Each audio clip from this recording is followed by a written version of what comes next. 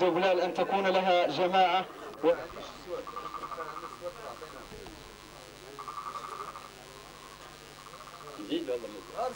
تقانات فيها رجال وعليات وركبوا من فوق الوتات ونذهب الله الفوقان وحتى اللي منهم ما جاء طايح معهم في الميدان. ويوقي بقبيل الدوبلات هي مكراز وحيان وين سرات المسيرة ومشات مع الطريق مريرة وفي العين تبان كبيرة وتقالاتهم القردان. وين لحقت القويلة سكنت ملقى الويدان يوقي بقبيل الدوبلات هي مكراز وحيان. وبنات ياسر من الخيام وتقدمت شوي لقدام ولقات فمها قبطان وتكلم لها بكلام.